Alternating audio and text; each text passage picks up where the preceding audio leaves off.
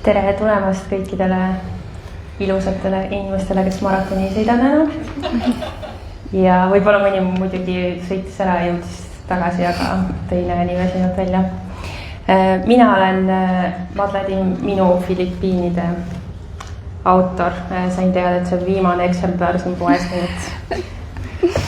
Ja mul on ülihea meel olla siin koos minu Panama autoriga Kadri Maripuu. Tere tulemast Tartusse. Eile ta esitles oma raamatut Tallinnas, nii et sul on selline kiire raamatuesitluse maraton. Hea, et jõudsid.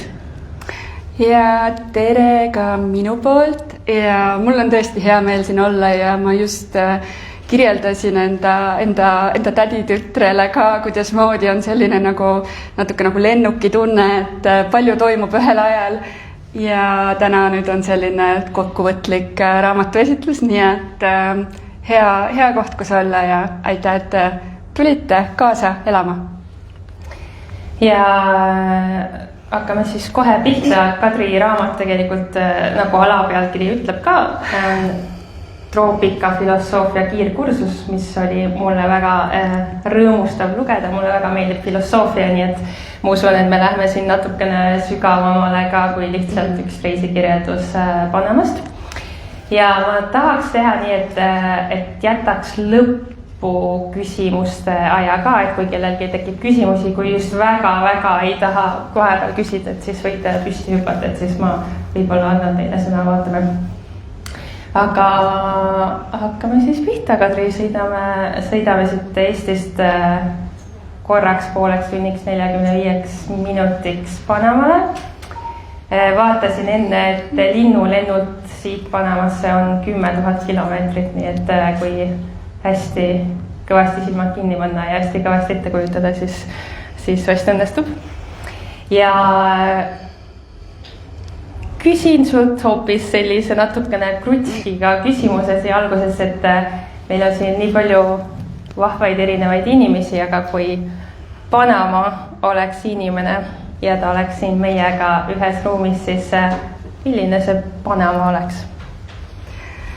See on väga hea küsimus, Madle. Ma kujutan ette, et kui siin oleks Panama, siis ta oleks vähemalt 3 isikus, sest et Panama on väga eripärane. Võib-olla tuleb siin isegi 4 isik juurde, nüüd ma vaatan, mis tulebki. Et siin on üks panamalane, kes on pärit põlisrahvaste hulgast. Võib-olla ta on Kuna või võib-olla ta on Njabe. Ma väga hästi ei suuda seda välja hääldada, aga üks neist võib-olla ja ta kannab värvilisi riideid. Tal on imeilusad ovaalsed silmad, umbes sellised võib-olla nagu luulul siin kaane peal. Ja ta astub ruumi, aga ta võib-olla jääb pigem taharitta, et ta on pigem natukene häbelik. Temaga koos tuleb, kuigi üsna eemal temast, tuleb üks selline latino tüüpi panamalane, kelle puus nõksub natukene reggaetoni rütmis ja tema jõudis siia koolibussiga, värvilise koolibussiga ja temas on kiirgab soojust ja rõõmu. Ja siis tuleb 3, kes on pärit Panama Cityst ja kes erinevalt teistest neist kannab T-särki, sellepärast et mujal piirkondades see ei ole veel okei. Mujal on pigem triiksärk või pikad varrukad, aga T-särk võib-olla Panama Cityst, et siis see tähendab, et selline popim ja modernsem, noortepärasem. Ja võib-olla ikkagi on üks 4 ka tulemas, kes on siis Kariibi mere poolt, et Panamal on väga erinev kultuur mõlemal pool, siis Vaikse ookeani pool ja Kariibi mere pool. Ja Kariibi poolt ma arvan, et temas on ikka väga palju värve, võib-olla ta nahk on natukene tumedam, aga ja ma arvan, et Kariibi mere poolt on meie 4. külaline. Kas see 4. külaline jääb ka hiljaks, kas seal on seda hilinemiskultuuriga? Ma arvan, et nad jäävad kõik hiljaks. ja tegelikult üks neist ilmselt ei jõua kohale. see lause on alati, et kui Jumal annab, siis ma jõuan. Nii on nii tööde tegemisel kui ka, ma ei tea, ehitusprojektides või kui läheb vesi või elekter ära, siis võib-olla esmaspäeval, kui Jumal annab. Et kui Jumal annab, siis võib-olla pärast selle esitluse lõppu õnnestub kohata. Kui me kõndisime Kadriga siit lühikest maad kohvikust kaubamajja, siis mulle väga meeldis, et Kadri oli juba sellises reggaetoni rütmis, et ma ei tea, mis sellest muusikast sai, kas me paneme taustaks vahepeal või mis sa mõtlesid sellega? Muusikaga tekkisid ühendusprobleemid, aga kui keegi soovib tunnetada seda enda kehas, siis selline selline ühtlane rütm, et see on see, mis kannab vähemalt sellises ladina, ütleme Hispaania või latino kultuuri esindajatele, et selline ühtlane rütm. Astume sammukese nüüd siia tagasi Eestisse, aga aastasse 2019, kus huvitaval kombel tegelikult me enne rääkides jõudsime selleni, et sel ajal, kui sina olid siis Panamas ja see raamat on siis ka kirjutatud aastast 2019, siis selle aja kohta oli mina Filipiinidel samal ajal, siis me veel üksteist ei teadnud, aga need raamatud on siis samast ajast kirjutatud. Et nii palju, kui mina sealt raamatust aru sain, sina tahtsid minna üldse Costa Ricale. Kus see Panama siis teele sattus? Jaa, see on selline tore lugu, kuidas me sinna jõudsime. Et mina just oli olnud maailmakoristuspäev ja projekt lõppes ja ma tundsin, et mul on vaja korra astuda igasugusest rutiinist maha, kuna seda kommunikatsiooni oli lihtsalt ääretult palju ja ma olin sellises läbipõlemises. Ja samal nädalal, kui juhtus see, siis mul sõbranna koondati.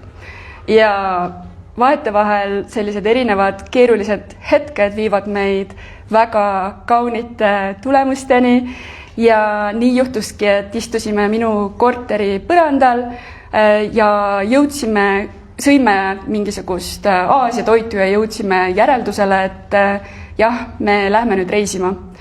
Ja meie soov oli see, et oleks soe ja et oleks päike ja võiks veel olla ookean. Ja pigem see, mis me seal teeksime, oleks kuidagi seotud sellise rohkem füüsilise tööga ja kohaliku kogukonnaga ning pikemaks ajaks, mitte selline 2-nädalane reis, vaid pigem nii, et saaksime jääda täpselt nii kauaks, kui soovime, et me ei taha osta tagasi lennupileteid. Ja kuidagi jäi Lõuna-Ameerika, Kesk-Ameerika meile mõlemale sihikule ja siis me tegime seda mängu, kus me panime silmad kinni ja siis lasime sõrmel keerelda ja see jõudis kaardile ja see oli täpselt Costa Rica. Nii et see raamat peaks olema Costa Rica, aga ta on Panama. Mis siis juhtus oli see, et me otsustasime, et me lähme, kuna me tahtsime olla pikemalt seal, siis me oleme seal vabatahtlikena, et on olemas selline portaal nagu Woof ja siis on Workaway. Et Woof, ma tean, et siin vähemalt üks inimene on korralik woofer, on pigem siis seotud sellise võib-olla orgaanilise põllutööga, aga meie puhul me teadsime, et me tahaksime võib-olla natukene väiksemat füüsilist koormust, siis Workaways on igasuguseid erinevaid pakkumisi, et vahet ei ole, et kas sa lähed keraamikuabiliseks või õpetad joogat või midagi kolmandat. Ja siis me jäimegi sinna Workaway peale. Nii, nüüd me vaatame Workaways neid võõrustajaid ja ühe korraga näeme imeilusat pilti. Seal on selline täis vikerkaar ja siis rohelised puud ja siis see lause seal nagu pealkiri on rahulik või selline nagu peaceful, rahulik maja pilvemetsas. Ja ta algab juba, kirjeldus algab nii, et ma elan siin pilvemetsas ja mul on suur maja ja ja palju väikseid maju ümber, aga vahetevahel on natukene üksik ja tore oleks koos õppida mingit uut kultuuri, et eriti palju mul siin tööd teha ei ole, aga mul on palju ruumi, nii et kui keegi soovib külla tulla, siis tulge. Ja tal oli hästi palju positiivset tagasisidet inimeste poolt, et kes seal olid käinud ja hästi ilusad pildid olid ja siis me otsustasime, et paneme sinna, aga tuli välja, et see oli Panama et see ei olnudki Costa Rica. Nii et selline sai see olema, nii et siis me lendasime Panamasse. Me lõpuks jõudsime muidugi ka Costa Ricasse, aga see nagu põhifookus minu lool on Panama. Ma arvan, et on väga hea, et vahepeal elu selliseid krutskeid sisse toob, muidu sellist raamatut poleks ka sündinud. Enne, kui me läheme nüüd natukene filosoofilisemaks, siis ma tahaks küsida sult ühe lõigu kohta, mis mulle väga meeldis siin raamatus, kus sa kirjeldad, et paratamatult sellise blondi valge naisena sa näed välja eksootiline ja saad igal pool sellistest riikidest rohkem tähelepanu. Ja ma mäletan, et sul oli seal üks koht, kus oli üks vana naine 2 väikse lapsega, et äkki sa kirjeldad lähemalt seda, sest sellist reaktsiooni pole mina veel kuskil riigis saanud. Ja neid Boquete oli see piirkond, kus me elasime ja see oli vulkaan Peru kõrval sisemaal niimoodi, et kui ronid vulkaani otsa, siis sa näed ühel pool Kariibi merd, teisel pool Vaikset ookeani, kui on selge ilm. Ja ta oli sisemaa ja kõrge, et selline 1200 meetrit umbes, selline pilvemets. Kas keegi teab, mis on pilvemets? See on nagu vihmamets, aga ta on kõrgemal, ta on nagu pilve joone peal. Niimoodi, et seal on ühtlane selline pidev selline valge udu. Et ta on niiske, aga ta ei ole nii kuum võib-olla, kui on selline madalam vihmamets. Et seal on selline võib-olla 20 kraadi ja kõik elab igal pool niimoodi kihtidega. Ja see koht, kus me elasime, me ei olnud linnas, me olime 200 meetrit, kui nagu otse üles minna, siis 200 meetrit teekonna mõttes selline 3-tunnine jalutuskäik. Olime üles mäge ja sellise pilvemetsa sees. Ning meie ümber oli peamiselt kohalik elanikkond, et Boquete linna, see oli küll turiste, peamiselt pensionärid, USA pensionärid, sest et lihtsalt see kliima on seal imeline, selline 20 kraadi, kõik õitseb, et seda nimetatakse ka igavese kevade linnaks, aga meie ümber ei olnud turiste.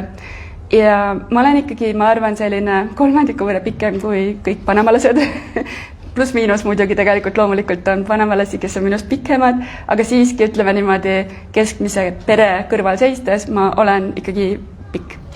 Ja meie maja juurde läks selline trepikene, selline lõputu trepp, 45 minutit. Ja üks päev ma jalutasin mööda selle trepi alla ja mulle tuli vastu, see oli üks nädalavahetus, selline turupäev, tuli vastu alt linnast siis terve perekond, et kus oligi ema, isa ja 2 väikest last ja siis kõige järel oli siis vanaema, abuela, selline, ma pakuks võib-olla selline 70-aastane ja tuli sealt nendest treppidest ülesse. Ja ema, isa tervitavad mind ilusti ja lapsed ka tervitavad ja on sellised elevil. Ja siis see abuela, see vanaema tuleb viimasena ja vaatab mulle otsa, vaatab silma, siis ta silmad lähevad nagu suuremaks, siis ta lööb risti ette ja siis on valge teemon. Nii et ja see oli selline üks olukord, kus ma tundsin ennast kindlasti eristuvana. Kirjelda natuke neid kohalikke inimesi veel, et kõik sind ilmselt teemoniks ei tea. Ja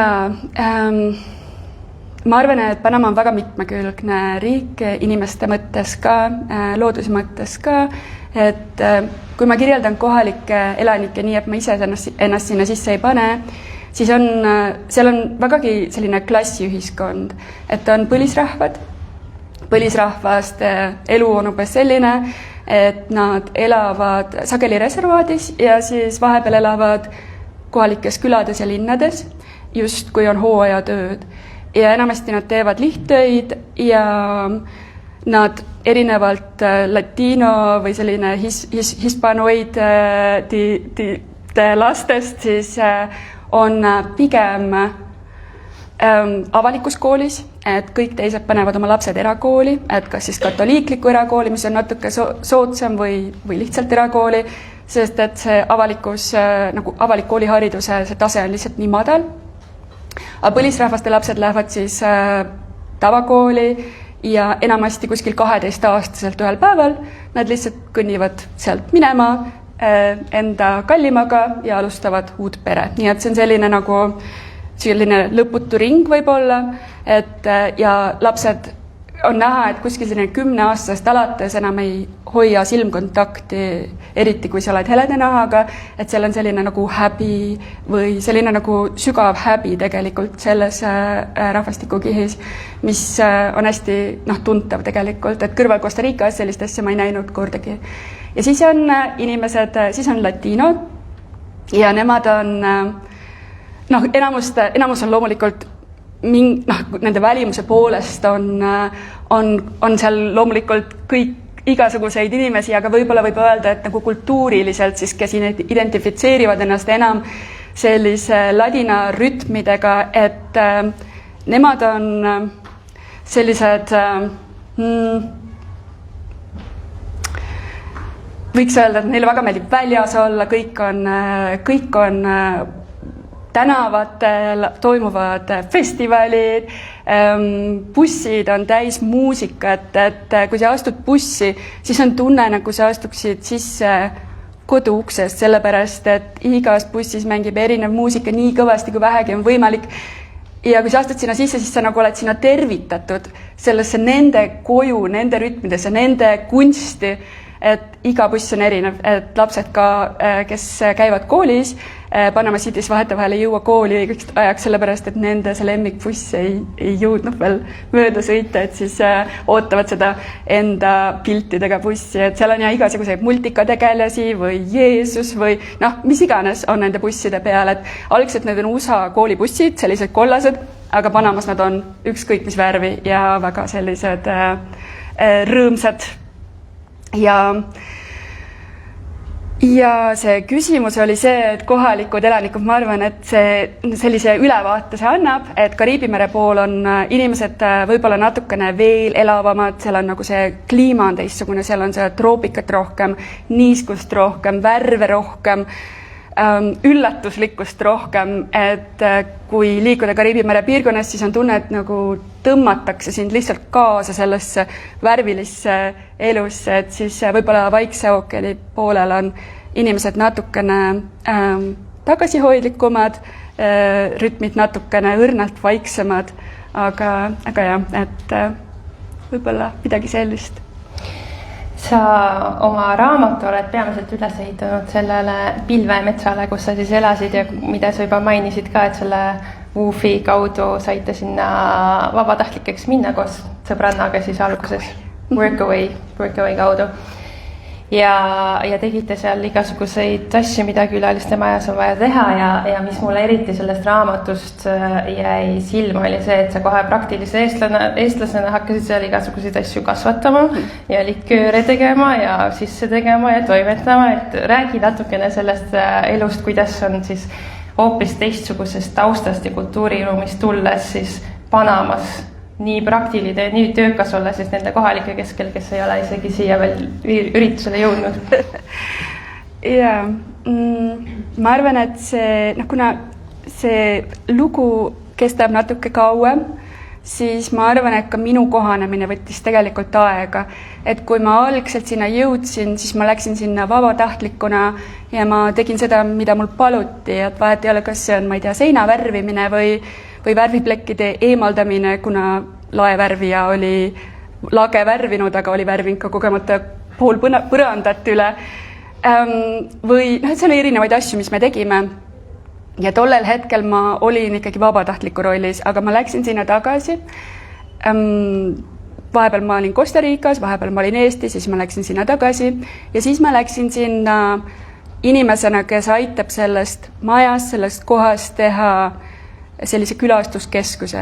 Et Luis, meie võõrustaja, ehitas siis pilvemetsa väikseid minimaju ja minu ülesanne oli siis see koht käima tõmmata niimoodi, et see saaks olla Airbnb's üleval, aga kuna sinna juba majani pääsemine oli peaaegu et võimatu, sellepärast et vihmahooajal teed olid kõik ära sõidetud veevoolude poolt, et siis tegelikult selliseid nagu mugavusi oli vaja luua palju.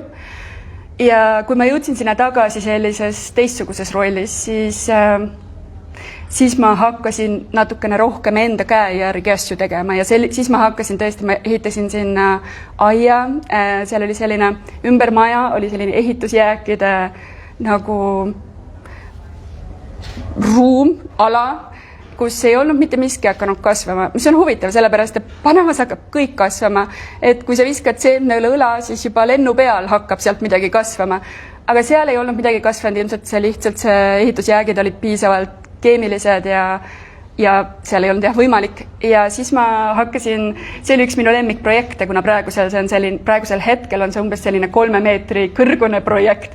Aga tollel hetkel, siis see oli kuiva hooaja lõpus, ma hakkasin vaikselt istutama sinna pilvemetsa. Ja see oli huvitav sellepärast, et ma pidin õppima tundma, et kuidas need taimed tegelikult omavahel suhtlevad, et kes omavahel kuidas läbi saab, kes kasvab ülespoole, kes kasvab seal vahel ja siis sai nagu sellesti põnev projekt minu jaoks.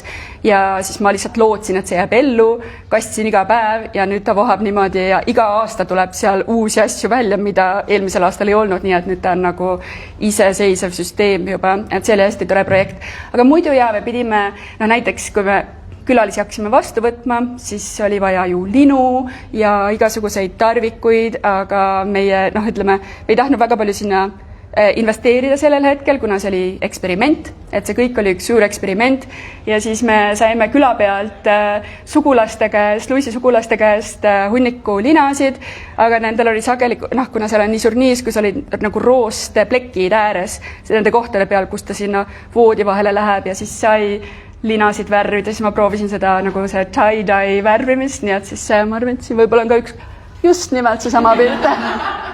Ja et kuidas vahel asjad juhtuvad, et sobivad värvid siis Panama jaoks ka tegelikult ja siis, kuna seal ei olnud ühtki restorani lähedal, siis ma hakkasin ka õhtusööke pakkuma ja siis ma katsetasin sellist Panama Eesti toitu, et eksperimenteerisin hästi palju, näiteks tegin kartuliputru, aga tegin selle otoest, mis on siis selline juurikas, mis keetes läheb lillaks ja siis oligi lilla kartulipuder, mingite, ma ei tea, läätse kotlettidega või muidugi kohalikku toitu sai ka palju teha ja liköörid, neid ei tohi unustada, sellepärast, et siin ruumis praegu viibib selle likööride inspireerija minu onu näol, kellega ma siis võtsin Panamast ühendust, et küsida retsepti, sest ma otsustasin, ma teen likööri kohalikust alkoholist, Seko, ja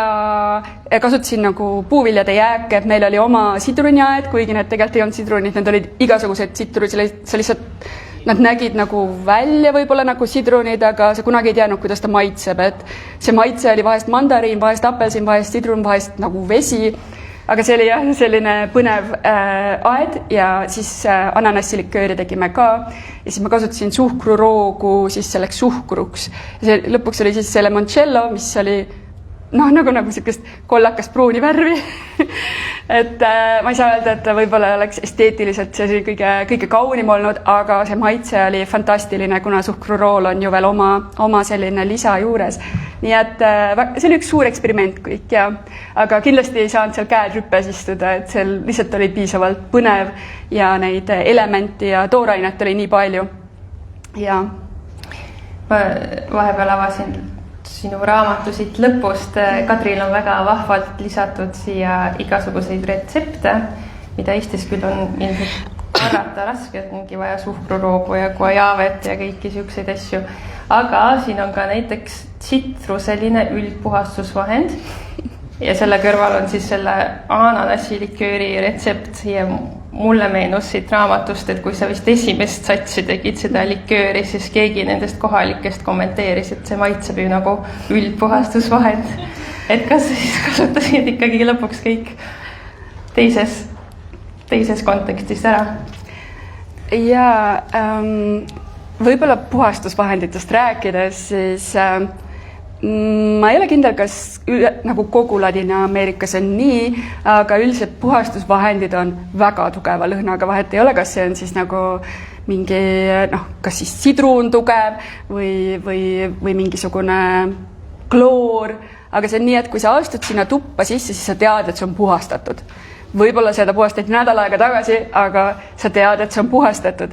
Ja sellepärast me hakkasime, kuna meil oli pigem selline ikkagi, püüdsime võimalikult keskkonnasõbralikult läheneda ja otsustasime, et hakkame looma enda puhastusvahendeid ja kuna meil oli oma sidruniaed, siis tuleb välja, et sidrunites saab teha puhastusvahendeid.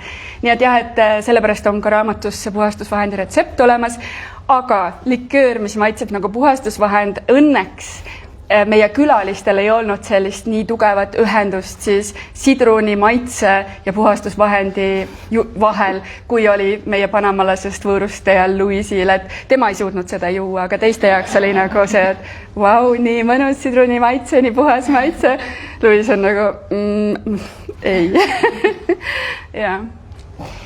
Sa käid siin päriselus ja siis raamatus Panamas tegelikult lähed tagasi, käid vahepeal Eestis ja lähed uuesti tagasi ja see raamat on väga suuresti sinu sisemine teekond ja siin on ka Kadri päevikust, tolleaegsest päevikust väga ilusaid lõike, ennast reflekteerivaid ja maailma analüüsivaid lõike.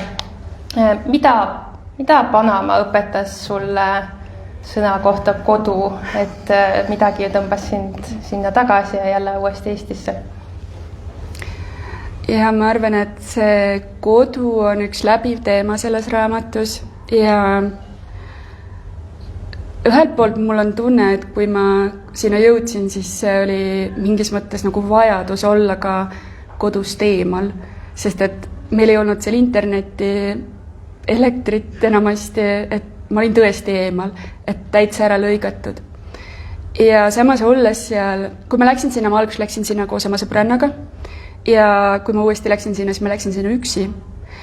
Olles oma sõbrannaga oli tema tegelikult ju ka minu kodukandja omamoodi, et ma ei tundnud seal sellist puudust, mitte, mul ei olnud koduigatsust, aga üksi reisides koduigatsuse tunne kipub ikkagi tekkima ja minu enda jaoks on see hästi suurelt olnud nagu avastamine ka, et kuidas ma saan olla erinevates kohtades ja tunda nagu kodu iseenda sees.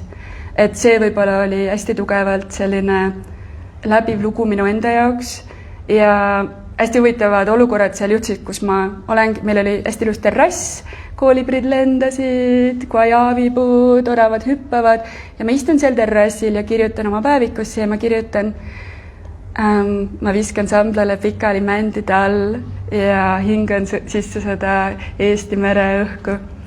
Et sellised mingid hetked lihtsalt, et imeilus on ümberringi, aga tegelikult ma tunnen puudust sellest mingis mõttes Eesti turvalisusest, Eesti loodusest, sellest, et ma päriselt tunnen ju Eesti loodust, et seal mul läks väga kaua aega, et õppida tundma, õppima nimetama seda, mis mu ümber on.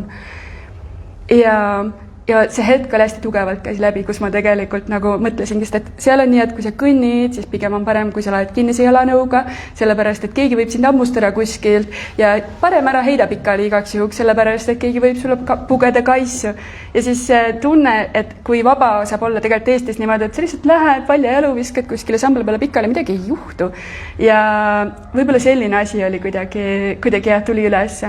Ja samas see ka muutus ajas, et ühel hetkel ma hakkasin tundma nagu märksa rohkem seda, et mida mina ise Eestist kannan kogu aeg kaasas. Ja siis kadus ära see koduigatsuse tunne ja tekkis lihtsalt selline rõõm, et vahet ei ole, kus ma olen. Kas ma olen seal või ma olen siin, sest et sinna ma tõin ka Eestit. Me tegime vahepeal isegi hapukapsast seal. Meil ei olnud, muidugi hapukapsast ei tehtagi külmkapis, aga meil ei olnud ühtki nagu kinnist kohta, kuhu sipelgad ei rooniks, nii et siis panimegi selle hapukapsa siis ahju seisma niimoodi nädalaks ja ma olin väga rahul sellega, et aga need olid nagu elemendid, mis ma tõin sisse, kui ma tundsin igatsust. Ja siis mingil hetkel see igatsus kaob ära, siis kui sa tunned nagu, et aga mina olen ka Eesti, et ma nagu kannangi endast seda kõike ja kuidagi selline ühtlane selline soojus tekkis sellest lihtsalt, et väga huvitav protsess oli, et ma arvan, et see viimane peatükk selles raamatus on ka hästi seotud niimoodi kodutundega ja ma jõuan siis tagasi Eestisse ja kuidas see on ka mingis mõttes muutunud sellest hetkest, kui ma alguses Panamasse läksin. Kas Panama on siiski ka sinu kodu?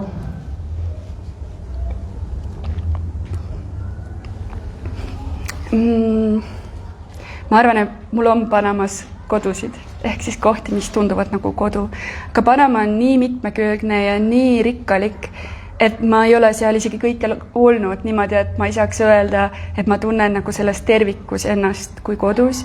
Aga kindlasti seal pilvemetsas, terrassi peal, luues muusikat ja olles ja istudes ja jutustades, kindlasti on ja see sõltub ju tegelikult inimestest, kes on su ümber, et mis see kodu on. Ma ise tunnen seda, et inimesed on väga sageli toovad ja loovad kodu.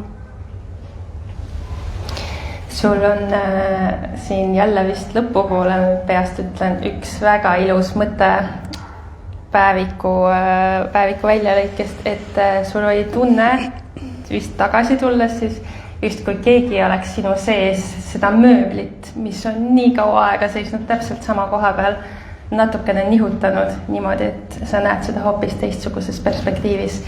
Ava seda mõtet natukene.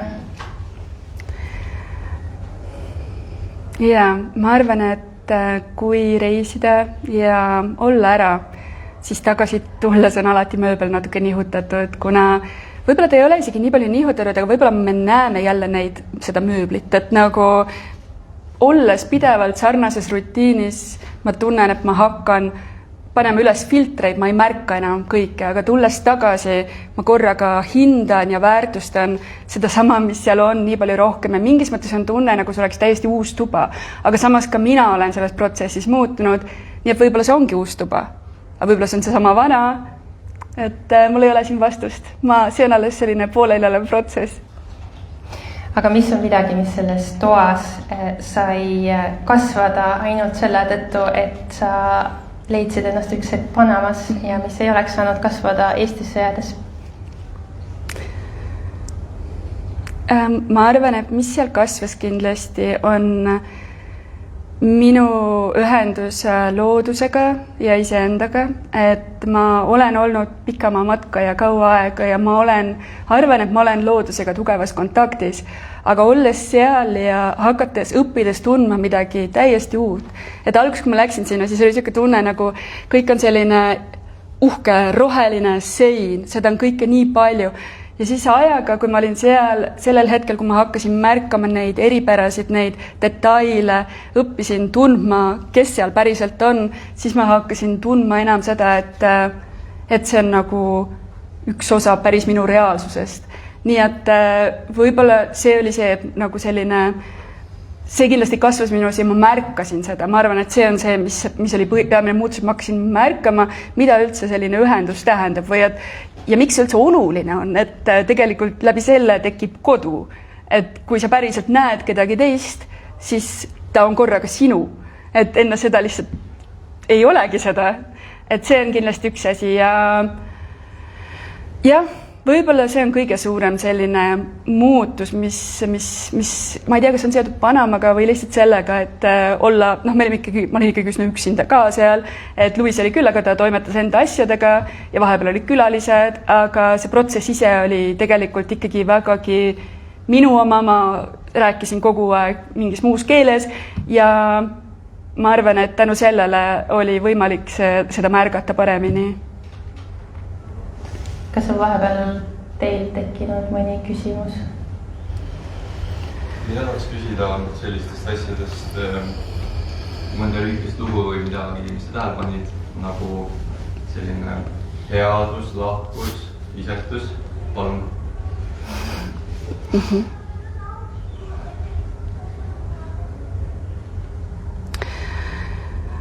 Jaa.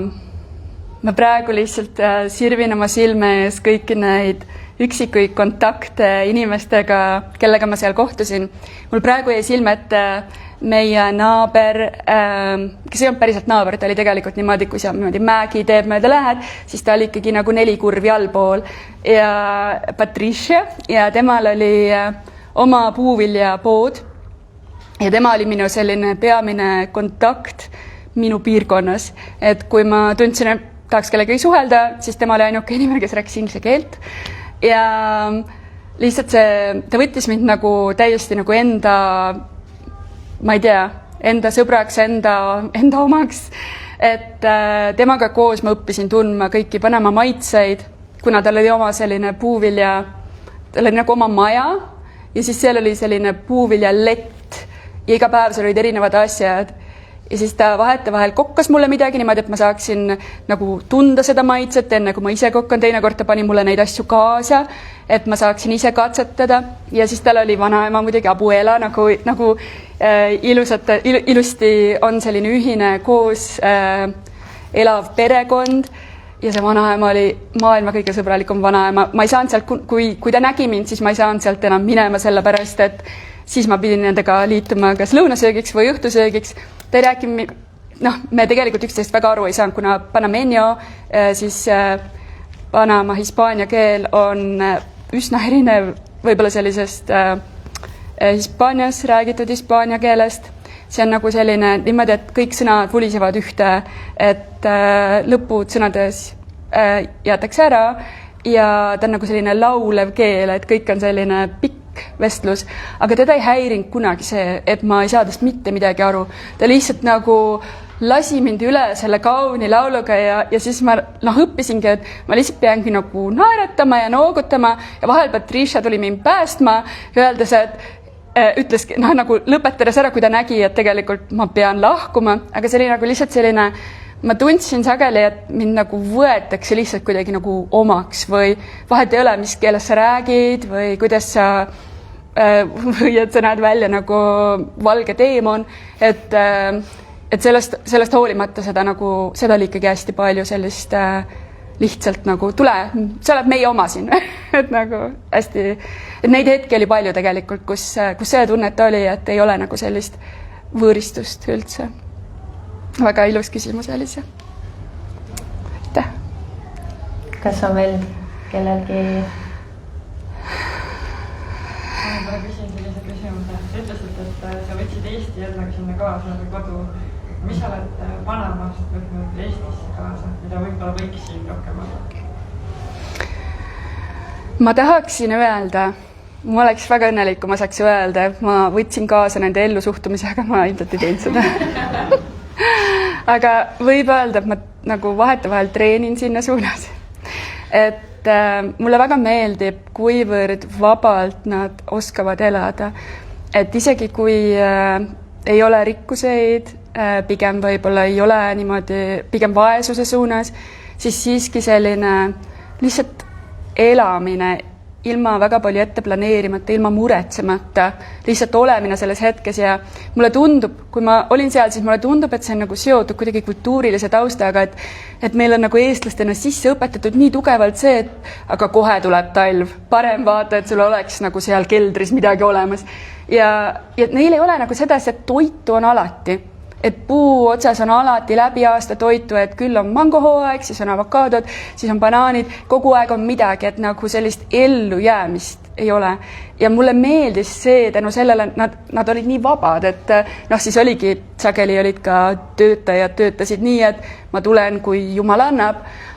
Näiteks sellepärast Luis töötab vabatahtlikega, sellepärast et vabatahtlikud on vastutustundlikumad.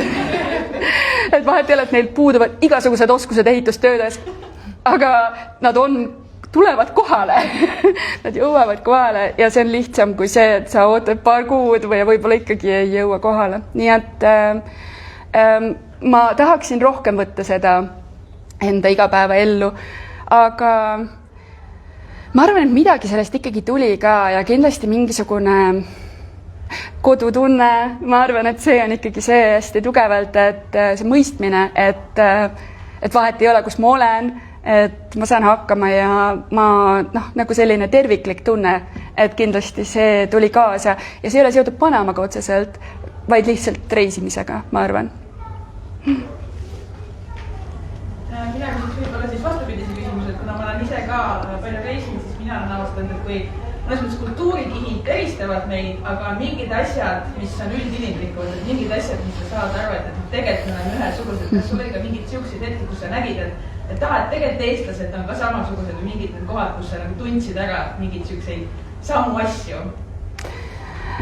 Ja ma arvan, et neid oli väga sageli ja väga palju, et pigem võiks öelda, et need eristuskohad tekkisid siis, kui tekkiski see nagu väline eristumine, et kui ma tundsin, et mind vaadatakse nagu eraldiseisvana või ma ise vaatasin sedasi eraldiseisvana või huviga võib-olla siis väljapoole, aga kui näiteks Luis on panamalane, kes meie võõrustaja oli, aga temaga ma otseselt ei märganud, et ka siin raamatus ei tule välja, et ta on tegelikult, eks ole, latiino kultuuri esindaja. Lihtsalt tema puhul on ta niivõrd selline kuidagi minimalistlik ja iga inimene on niivõrd erinev ju tegelikult ja seal oli ka loomulikult sedasama, et iga indiviid on ju täiesti erinev ja neid sügavaid vestluseid võib juhtuda igal hetkel, kus sa lihtsalt ühendud teisel pool maailma kellegagi, kes on nagu sinu inimene.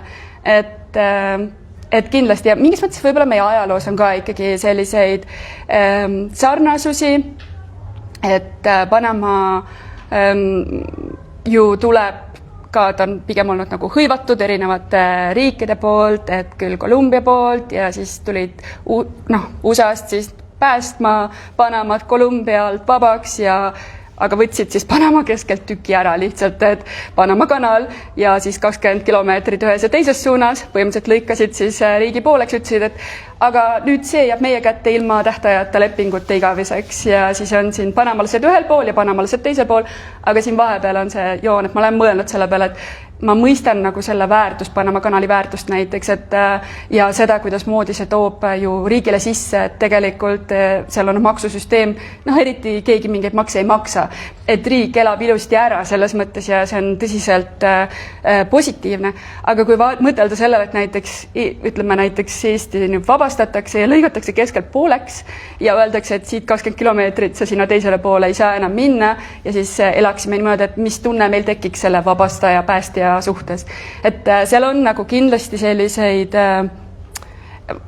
seal ei ole nagu võib-olla mustvalgeid vastuseid, aga kindlasti seal on mingeid sarnasusi taustas, kust me tuleme, et me ei ole need kumbki võib-olla see võitjariik või see, kes on nagu olnud anastanud teisi. Ja see kindlasti tuleb ka kultuuriliselt ja sotsiaalselt läbi. Ja Mul endal on veel paar küsimust, vaatan neid looduspilte ja väikseid videosid. Kes on Quetzal?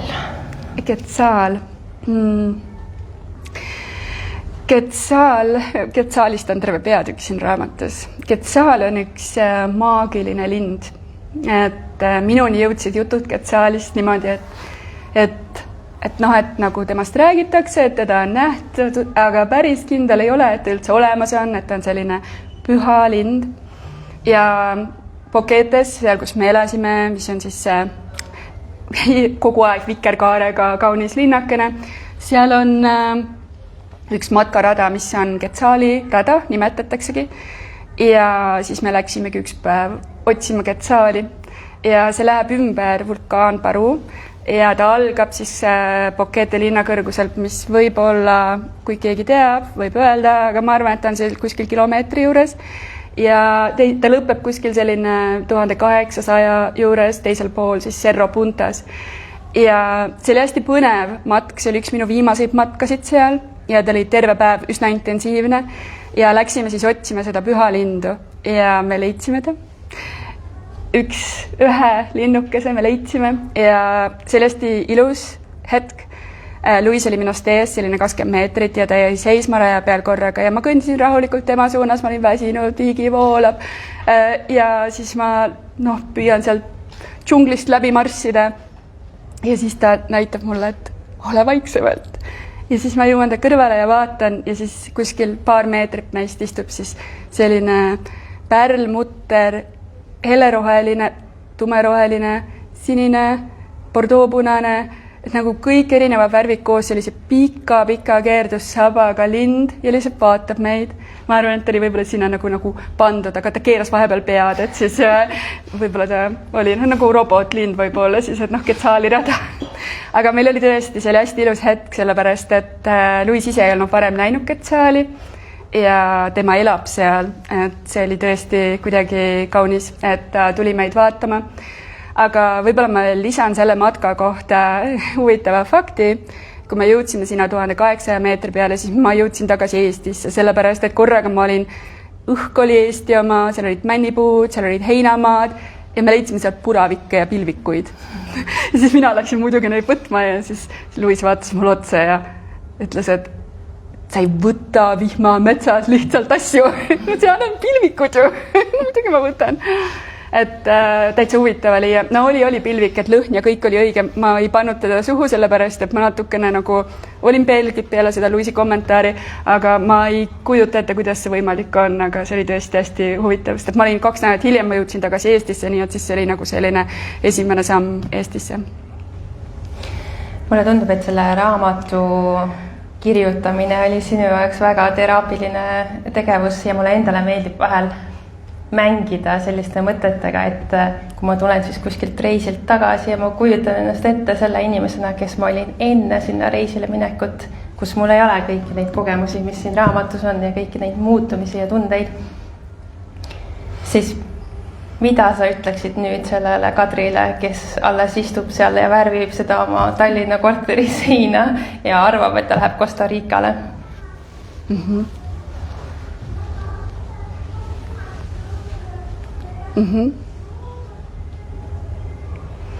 Ma arvan, et sellel hetkel oli minus siiski palju ebakindlust ja hirmu.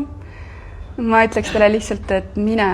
Ükskõik kellele ma ütleks, kellel on natuke see tunne, et nagu, aga äkki võiks, siis mine. Lihtsalt mine, et nagu elu kannab ja selles raamatus on ka palju juhtumeid, kus ma kaotsin oma Eesti SIM-kaardi ära, ei saanud enam panka sisse logida, siis ühel hetkel tõmmati mul pangakonto tühjaks, kuskil olid lekkinud need andmed, ma sain õnneks pangaga siis selle raha mingil hetkel tagasi. Neid asju juhtub, aga see ei muuda midagi, et nagu mine.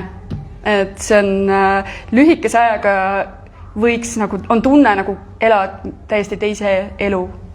Ja see raamatu kirjutamine kindlasti oli hästi teraapiline ja ma just mõtlesin siin esmaspäeval sellele, et kui ma oleksin kirjutanud selle raamatu aastal 2023, oli sul 2023, millal tuli? 22, ja et siis oleks see raamat olnud hoopis midagi muud kui see, mis ta praegu on. Kuigi see lugu on sama, siis see hetk oma elus, kus sa kirjutad, defineerib selle tegelikult, mis selle paberi peale jääb ja minu arust see on ka hästi huvitav, et iga aasta võiks olla täiesti nagu erinev tulemus, sest et me küpseme ajas ja mingis mõttes tagasi vaadates on palju lihtsam näha seda tervikpilti, kui võib-olla selles olles.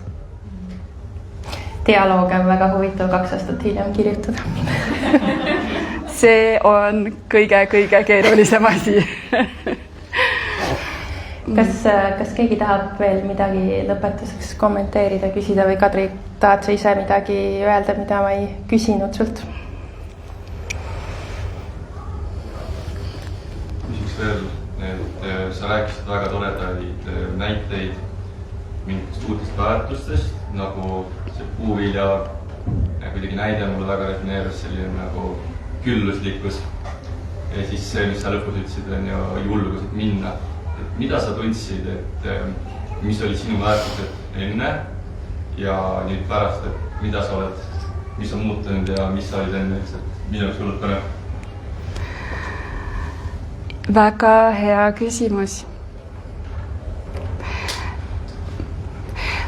Ma ei tea, kas ma oskan sulle niimoodi vastata, kuna mul on hetkel hästi raske ühenduda selle Kadriga, kes oli näiteks aastas 2018. Kindlasti enesekindlus on kasvanud lihtsalt sellest, et ongi, et asjad juhtuvad, aga tegelikult kõik me saame hakkama. Et võib-olla kui võtta nagu isikuomaduste mõttes, siis kindlasti on enesekindlus ja selline vabadus ja julgus, aga väärtuste mõttes pigem võib-olla ma ütleks, et selles raamatus endas ma mõtestasin enda jaoks siin kuskil oktoobris läbi, mida see raamat tegelikult minu jaoks kannab ja seal on nagu hästi tugevalt sees selline tänulikkus ja armastus, et nagu kuidagi need 2 asja kanduvad läbi selle raamatu ja see süveneb ajas, et kui ma lähen sinna, siis ma olen turist ja ma lendan seal vastavalt olukordadele ringi ja teen asju, aga ühel hetkel ma nagu olen, nagu kuidagi astun sinna sisse ja seal korraga hakkab see tänulikkus hästi tugevalt kasvama ja tagasi vaadates võib-olla on see veel sügavamaks läinud, et ma näen ka, kuidas näiteks päeviku katketes, kui nad alguses on pigem kirjeldavad, siis lõpupoole nad on pigem reflekteerivad alati, pigem reflekteerivad, et ei ole kuskil enam kirjas, et mida ma täna tegin, sest et kokkuvõttes vahet ei ole, vaid on täpselt see, et nagu mis päriselt nagu hetkel kuidagi üles tuleb või mingid sõnad, mis iganes parasjagu välja voolab.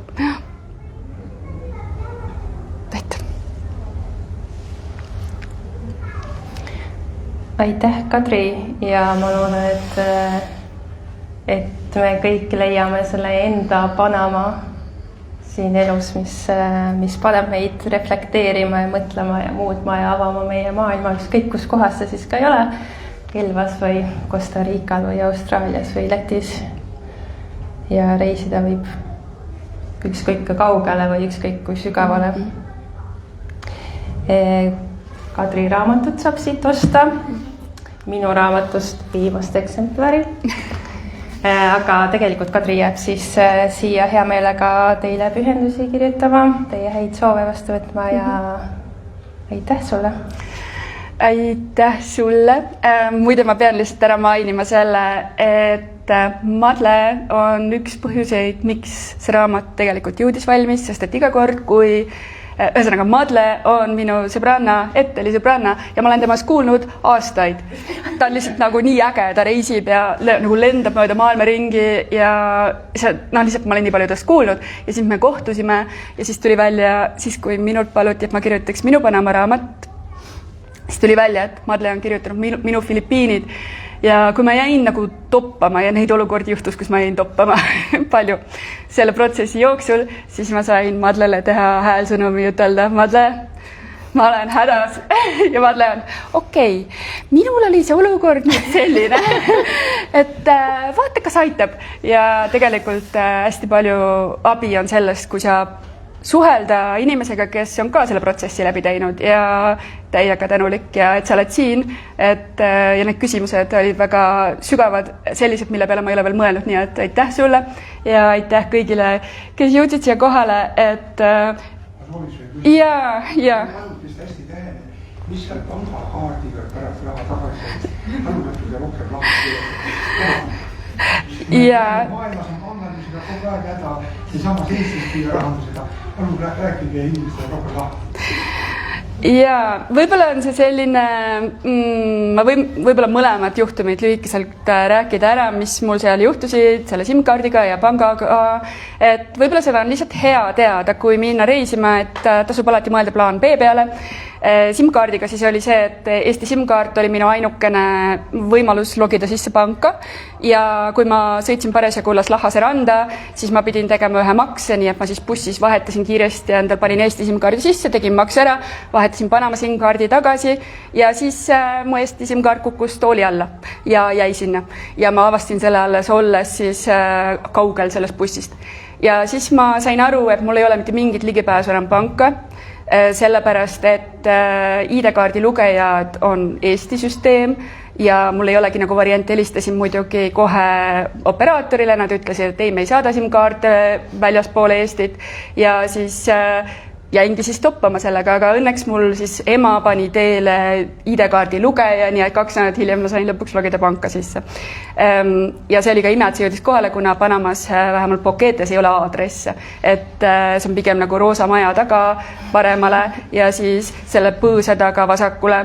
Nii et, aga see läks õnneks, ma sain selle päev enne kätte, kui me pidime edasi Costa Ricasse minema, kus mul oli vaja pangakaarti või nagu panka ligipääsu. Aga selle pangakaardiga oli nii, et see oli siis, kui ma tagasi lendasin Panamasse Eestist ja siis üks päev enne seda sain hommikul kas teavituse või logisin hommikul panka sisse ja vaatasin, et konto peal oli vist 3 eurot ja siis vaatasin, et mingi kas ühesõnaga Koreast oli tehtud mingisugused kanded kuskile.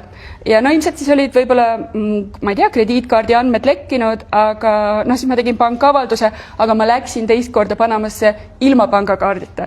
Nii et siis mul oli nagu 2 korda selline seiklus, et siis ilma pangakaardita oli veel põnevam. Aga siis mul olid seal juba kohapeal kontaktid olemas ja sai nagu teha ülekande ja sularahas maksta, aga kindlasti on see paras peavalu, sest et pangakaarti ka ei saadeta välisriiki, nii et plaan A, B, C ja võib-olla D on kasulikud.